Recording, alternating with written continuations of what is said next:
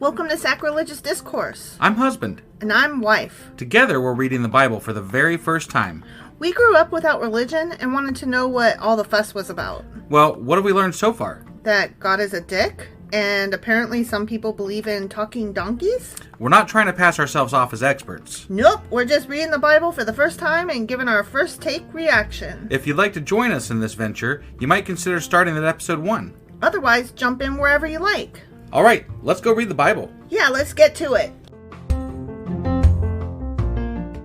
Husband! Wife! Do you not remember where we are because we are in the book of Psalms? Well, we did a group of 4 yesterday that we covered. We did. That were all whatever, and there was more bathing in blood.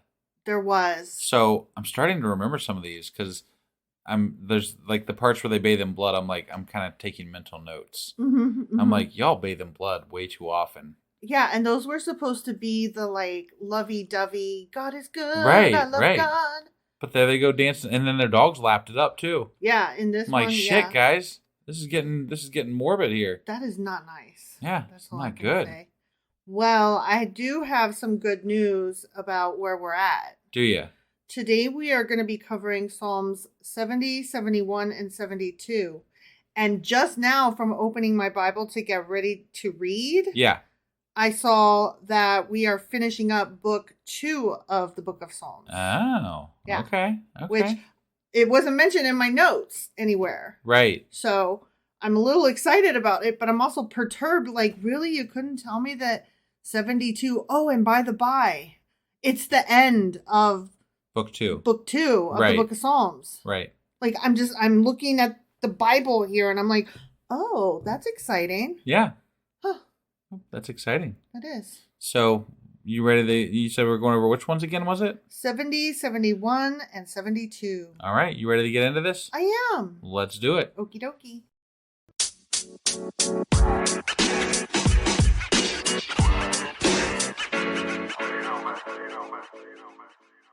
Okay, Psalm 70. Are you ready for this? I'm ready. For the director of music of David. Of David. Got it. A petition. A petition, huh? Mm-hmm. Okay. Mm-hmm. This is super short, so I'm excited to see what they're petitioning. Yeah, probably God. Probably. But what are they petitioning of God? Right. You know? Yeah. Hasten, O God, to save me. O Lord, come quickly to help me.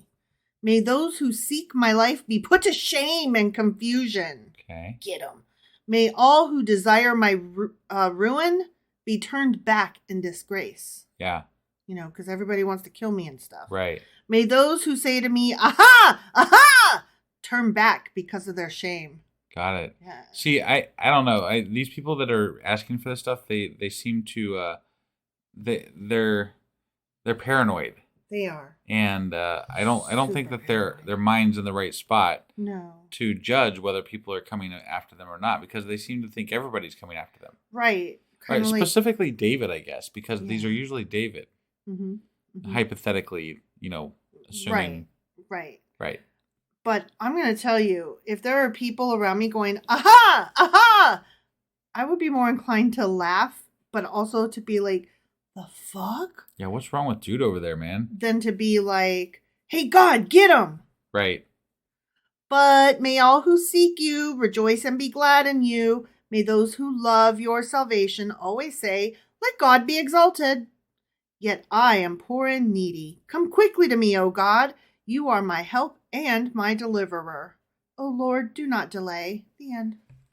David is poor and needy? I guess. I don't know. Okay. That's what it says. Whatever you say. I'm just reading what it says. All right. All right. Here are my notes for Psalm 70. Yeah. It's a prayer for deliverance, which starts, make haste, O God, to deliver me. There are only 5 verses in this psalm. Yeah. And these 5 verses are virtually identical to the closing verses of Psalm 40. Okay. Psalm 40, however, was composed by David, hypothetically, right, when he was fleeing from Saul. And David later repeated this psalm when he was fleeing from Absalom. Got it. So lots of people chasing him, and he says the same thing over and over again. Right, right. This is a psalm of remembrance and is traditionally recited in wartime. Okay? It's funny to me how So churches love psalms. Which are basically magic spells. Sure, but the churches are very New Testament driven, right? Mm-hmm. But they love. But these are some. This is like psalms are very Old Testament-y, like with all their fucking retribution and asking God for things the way they do and get them right, and it's it's very Old Testament, and it strikes me as odd how much psalms play a part in church services because it's not. They shouldn't. They shouldn't. In Christian church services, they shouldn't. Right, and it struck me because I was really bored at work today. So I decided to check out, there's a mega church near us called Solid Rock. Oh, yeah. Yeah, so I decided to check out their newest, live thing. Because I didn't know what kind of church they were exactly. So I'm like, I just want to see what they are. Are they hate preachers? What are they? What kind of church is it? It's the whole fucking thing was an hour and a half long concert where they asked for money. That was all it was. Like it was the stupidest shit. There wasn't any learning. It was all psalms. It was all songs, and there was no Bible to be had hardly. Wow. And I was just like, but it struck me very. It just especially since we're reading Psalms right now, it struck me how much they referenced Psalms and sung them and stuff in there, and I'm like, this is all Old Testament shit. Well, there is a reason for it, and I am pulling this out of my ass. Okay. But from what I understand,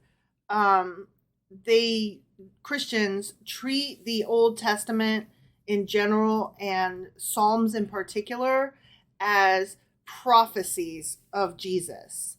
So they treat it as belonging to them and not the Jews who, came before them. Right. They basically usurped all of the Old Testament stuff that fits their little storyline and made it their own.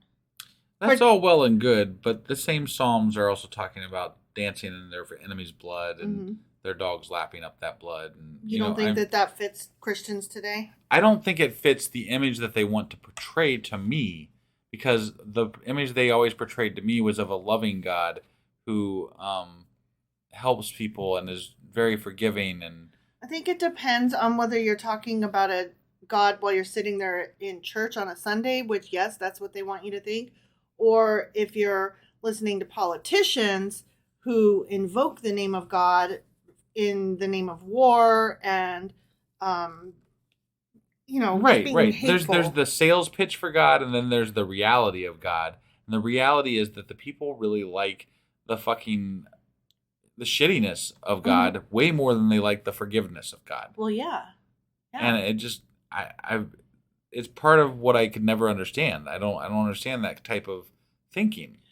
Well, when I was going to church with my sister, I was listening to my sister and my parents have a discussion about religion and Christianity in particular.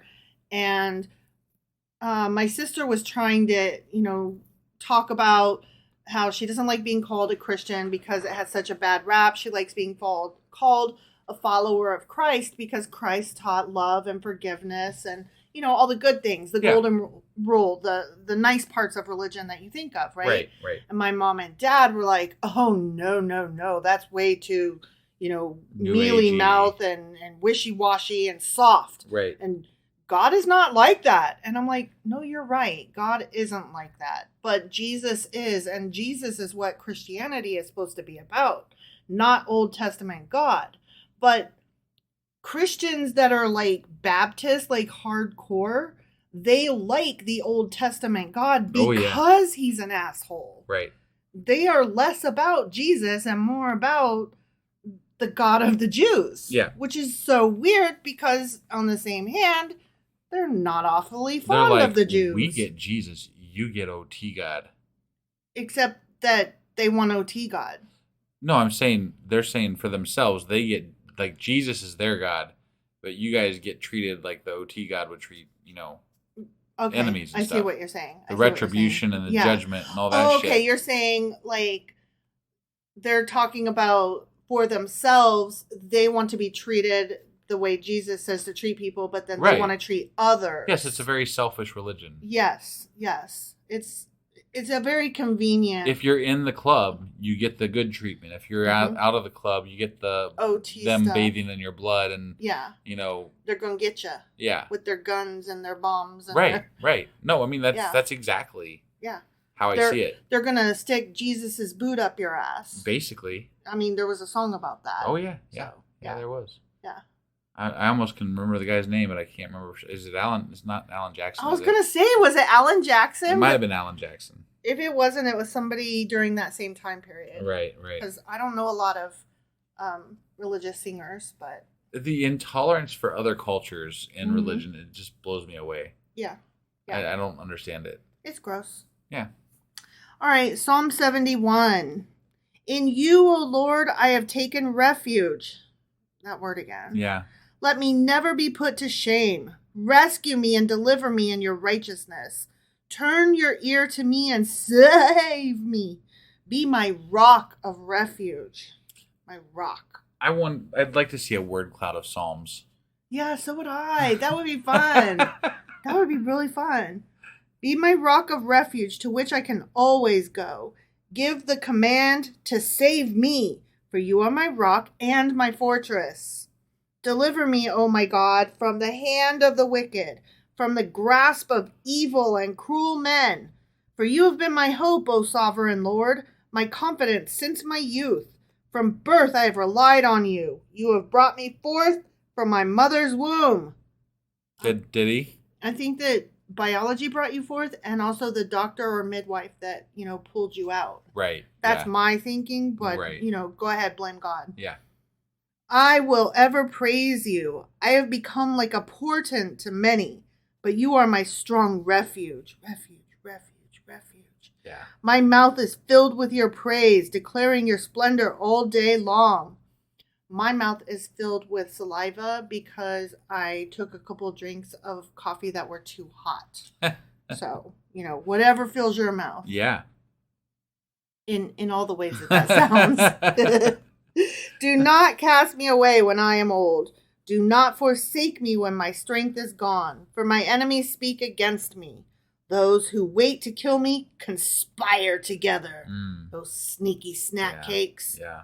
They say God has forsaken him. Pursue him and seize him, for no one will rescue him. Right. Because he's unforgivable. Yeah. Yeah, you can't forgive some people. You just can't. Right. God says so right here in this psalm. Yeah. Be not far from me, O God. Come quickly, O my God, to help me. May my accusers perish in shame. May those who want to harm me be covered with scorn and disgrace.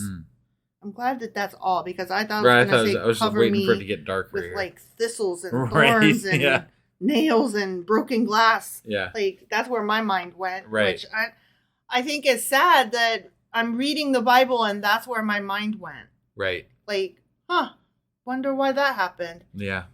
But as for me, I will always have hope. I will praise you more and more. My mouth will tell of your righteousness, of your salvation all day long, though I know not its measure. I will come, I will, and proclaim your mighty acts, O sovereign Lord. I will proclaim your righteousness, yours alone. Since my youth, O God, you have taught me. And to this day I declare your marvelous deeds. Marvelous. Marvelous. Yes. Okay. Marvelous. Yeah, You had some problems there. Okay, so my mild stutter is getting worse. As is my dyslexia, so just putting that out there.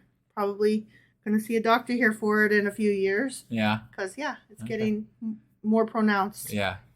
Even when I am old and gray, do not forsake me, O God, till I declare your power to the next generation, your might to all who are to come. Your righteousness reaches to the skies, O God, you who have done great things. Who, O God, is like you? Nobody. I mean, nobody. Yeah, right. Though you have made me see troubles, many and bitter, like what happened with Job, you will restore my life again. And you know this because why? Because you killed 10 babies and gave me 10 more. Yay! Yeah. You you will restore my life again. From the depths of the earth, you will again bring me up. You will increase my honor and comfort me once again. I will praise you with the harp for your faithfulness, oh my God. Bring, bring, ding, ding, ding. That's a harp. Okay. Okay. I will sing praise to you with my lyre. Bring, bring, ding, ding, ding. O Holy One of Israel, my lips will shout for you. When I sing praise to you, I, whom you have redeemed, my tongue will tell of your righteous acts all day long. For those who wanted to harm me have been put to shame and confusion. The end. Okay. Yeah. Jiminy Christmas. More of the same. It's, I mean, that's so repetitive. Yeah, it's, you, like, that's why I want a word cloud, because it's like, it's just the same words over and over and over and over again. And it's so blah, blah, God, blah, blah, God. Yeah. So Psalm 71 notes. Yeah. This is the prayer of an old man. Okay. Which starts, in thee, O Lord, do I put my trust. Let me never be put to confusion. Psalm 71 in the Hebrew text does not have a title, and it is only one of 4 such psalms in the first 2 books. Interesting. Mm-hmm, mm-hmm. That's all my notes for that. Okay. That's it. All That's right. it. Got it. Yep. Okay, so Psalm 72 of Solomon. Of Solomon. Mm-hmm. Okay. The wisest. Mm-hmm. And we are about to finish up the second book of Psalms. Okay. Yeah. Endow the king with your justice, O God, the royal son with your righteousness. He will judge your people in righteousness, your afflicted ones with justice. The mountains will bring prosperity to the people. The hills, the fruit of righteousness. Righteousness, righteousness. He will defend the afflicted among the people and save the children of the needy. He will crush the oppressor. It's always a popular thing to do, is save those children. You know, you got that wins save all the popular, all the arguments, popularity contests. Mm-hmm. You're gonna save the children. Kids. Yeah, save them from the gays. Save them from the books that have wizards in them. Even though the writer of the wizard book is an anti-trans person herself. Well, there's like this whole QAnon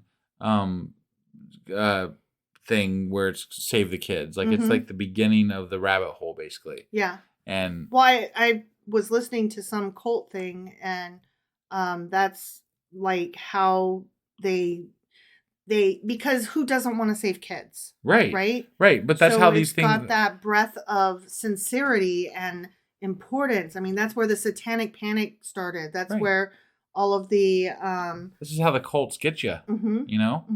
They get you with things like save the kids. Yeah, and I mean, when people hear this stuff and they don't know any better because they don't hear alternate news sources. Right. And they don't know to hear alternate news sources. And of course you want to save the kids. Yeah. Right? So who wouldn't want to save the kids? When they go in to a pizza parlor, guns blazing, looking for the kids who are being pedophiled down in the basement of that pizza parlor. Yeah, I understand why they would want to do that. Because they think they're saving the kids. Right. Yeah. And I'm like, but you could just call 911. I got some shit about a post. Exactly. Right. Why didn't you? You just took whatever. Yeah. Vigilante justice is out of hand right now. It is. And it's not even justice. I shouldn't have even said justice. No. Vigilantism is out of hand right now. Well, you know, one of the words coming up that's going to be like the word of the year, I'm betting, is what is it? Stochastic terrorism. Okay. And it's the normalization of terrorism in the homeland. Yeah. Where, you know, finding out that your neighbor shot your other neighbor because they thought they were a Democrat or something. Which happened. Yeah. Here near us. Yeah. Like in the same town where you work. Yeah. For a while. Yeah. Yeah. That's normal. Like it's normalizing homegrown terrorism so that we are no longer shocked. We're immune to it. And it makes sense that the church on the corner got shot up because there were black people going to it. There's more mass shootings every year now than there are days in the year. Yeah. Yeah. So, I mean, like that's crazy. Like you couldn't have convinced me that this would be the case back when Columbine first happened. You know, like I would have never No. thought that this would be a regular occurrence. Right. Not an outlier. And part of what my impetus is for this podcast in general is this. Right. Is this move towards extremism, with part of that backbone of what that extremism is being religion. Mm-hmm. You know, and it's people are going crazy out. I mean, because they're being taught to go crazy. Yeah, they're being taught to go crazy because why wouldn't you go crazy trying to save the kids that everybody around you is trying to diddle? Oh, I remember I was going to say something, and that was that I put a post up on Facebook today. Mm-hmm. Not Facebook, I'm sorry, Twitter. And it was you know, joking around atheists, you know, eat babies type things, which is something that's in the Bible. We read that early on where God said that, you know, the atheists will eat the whatever. Yeah. It was in there, right? Yeah. So it's one of those jokes that I use and I throw out there occasionally. And people were like, this is you can't joke about this. People will take this seriously. And I'm like, guys, we have way bigger problems than this. It is fucking funny. And if somebody takes it seriously, they were already so far gone I can't help them. That's already the problem. That's what I'm saying. That's the point of this. Right. They literally think this. Yeah. And me saying it as a joke isn't going to confirm that for them any more than they already were. Right. And it's you wanting to like take it down almost reeks of guilt in their eyes. Right. That this is true. So no, I am going to keep saying silly stuff like, oh, here we go eating the babies again, right? Right. Which is, you know, kind of funny because there was a place where early Christians ate the babies. So yeah. I don't want to hear it. Right. Yeah. Do me a favor while I'm reading this next section and listen, but also look up the word. I think it's stochastic terrorism. Okay. So that we can read that definition for sure. So I'm not just talking out of my ass. Okay. He will endure as long as the sun, as long as the moon, through all generations. He will be like falling rain on a mown field. Moon. Wrong moon. Like showers watering the earth. In his days, the righteous will flourish. Prosperity will abound till the moon is no more. This reminds me of when I said that it's going to overflow. The deserts will overflow with the grasslands. Yeah. Right? Right. Okay, go ahead and read that definition and tell me how to pronounce it. So it's stochastic is what you were looking for. It's a noun, and it means the public demonization of a person or group resulting in the incitement of a violent act, which is statistically probable, but whose specifics cannot be predicted. The lone wolf attack was apparently influenced by the rhetoric of stochastic terrorism. Got it. Right. Yeah. So I'm pretty sure that term is going to be the word of the year or something like that coming up here shortly. Gotcha. So. Yep. Sadly. It's one that I've heard tossed around on a few of the different podcasts that I listen to, and I'm like, oh, okay. Yeah. Makes sense. I mean, that's what it is. But... Right. And it feels like the world we live in is just like waiting for the next thing to happen, you know? Like, when is the next big fucking shooting going to happen? When is the next crazy person going to act on their fucking craziness, you know? Right, exactly. He will rule from sea to sea and from the river to the ends of the earth. Remember that phrase because I'm going to refer to that back here later in the notes. Okay. But only from the river to the ends of the earth. Well, yeah, from sea to sea. On the other side of that river, it's not. No. Okay. The desert tribes will bow before him, and his enemies will lick the dust. Okay. The kings of Tarshish and of distant shores will bring tribute to him, and kings of Sheba and Seba will present him gifts. All kings will bow down to him, and all nations will serve him. For he will deliver the needy who cry out, the afflicted who have no one to help. He will take pity on the weak and the needy and save the needy from death. He will rescue them from oppression and violence, for precious is their blood in his sight. Long may he live! Wait, God? Mm-hmm. Long may God live? Yeah. God's a fucking deity. Yeah, well, long may he live. But do deities live? I thought they just existed. Long may he fucking live. Okay. Selah, bitch. Whatever. May gold from Sheba be given him. May people ever pray for him and bless him all day long. Let grain abound throughout the land. On the tops of the hills may it sway. Maybe they're talking about the king. The king? Okay. Yeah. Okay. This would make better sense if it was the king. It would, yeah. Let grain abound throughout the land. On the tops of the hills may it sway. Let its fruit flourish like Lebanon. Let it thrive. What? Let its fruit flourish like Lebanon? Yeah. Like, that's not a ever-present thing, is it? Like, Lebanon...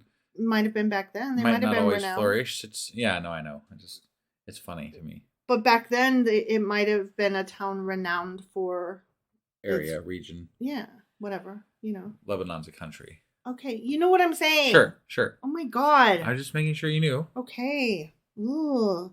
Let fruit flourish like that place. Yeah. Okay? Uh-huh. Let it thrive like the grass of the field. May his name endure forever. May it continue as long as the sun. Okay, so that's not forever. No, it isn't. Because the sun be dying. Right. All nations will be blessed through him, and they will call him blessed. Okay. Praise be to the Lord God, the Father of Israel, who alone does marvelous deeds. Praise be to his glorious name forever. May the whole earth be filled with his glory. Amen and amen. Oh, because it's the end of a book. Mm-hmm. Yeah.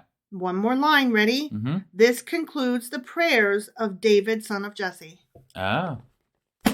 That's the end of book 2. Got it. But now let me read my notes. My Psalm 2 notes. Yeah. This is the reign of the righteous king. So yeah, it was about the king. Okay. And it starts, give the king thy judgments, O God. Remember that thing I told you to remember about dominion from sea to sea and from the river to the ends of the earth? Yeah. That's the national motto of Canada. Ah. Marie Uske ad Mare. Okay. I'm sure I butchered that. But that's their national motto up there in that Canada. Right. In that city of Canada. That little town up there. I think I've told you this story before, but when I was in Scouts when I was younger. Mm-hmm. Oh, you did. I love this story. Yeah, we used to go up to Canada every year, and we'd spend a week up there, and most of the time, like we spent a few nights camping. This was always in the middle of winter.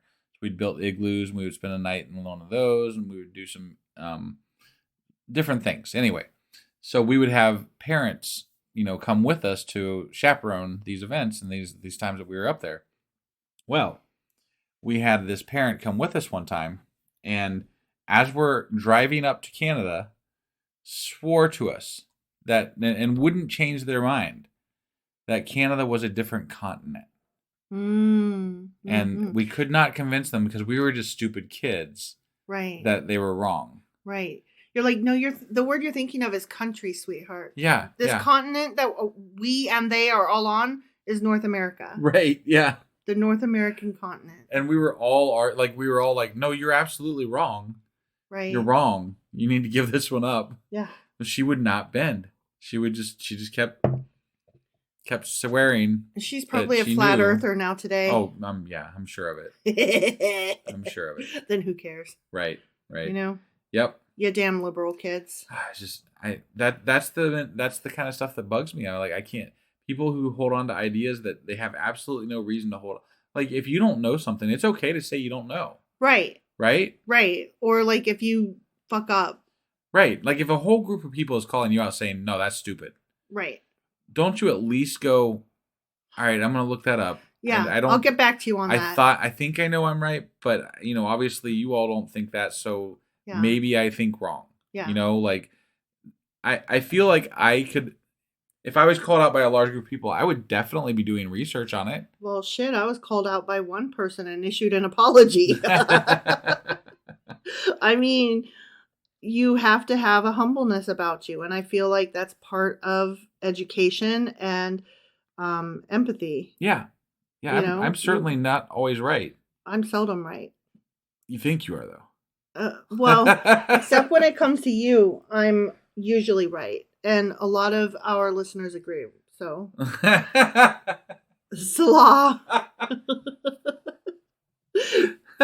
It doesn't matter. Right. Are we done for today? Yes, I love you, babe. I love you. All right, that was Psalms chapter 70, 71, and 72. Also the end of Psalms book 2. Yes. And today is Friday. Oh, yeah. So we'll be taking a day off tomorrow. Because we're not doing Q&As right now because we're doing the Q&As as we go along. Right. And so we will be back on Sunday with a book club, I believe, right? I'm sorry. What you meant to say was sacrilegious book That's club. That's what I meant. Yeah. So that's what we'll be doing on Sunday. And then on Monday, we'll be doing... Psalms 73, 74, and 75. Which will be the beginning of book 3 of Psalms. Yes. Hypothetically, assuming it all works out perfectly and wonderful. Because I don't read ahead. Right. So I can't tell you till we get there. God forbid we do reading ahead. Well, no, that would ruin our whole thing. That's what I'm saying. We couldn't spoilers, react. Darling. Although with Psalms, it's not exactly like you almost kind of know what's coming anyway. Well, Praise and blah blah blah. Yeah, that and like I do prepare the notes for it, but I don't read the actual Psalms. So often my notes don't make full sense to me until I click it into place as I'm reading. Yeah, no, that makes sense. All right. Well, we will see you guys on Sunday and then again on Monday. Yeah. Bye. Bye.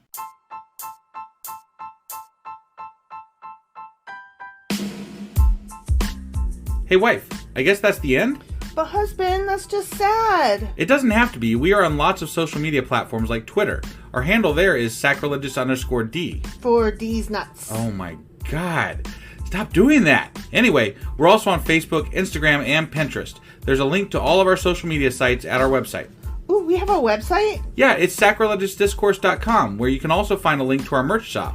We have a merch shop? Yep, we have podcast-themed clothing, mugs, notebooks, and more, as well as an atheist and science-themed products.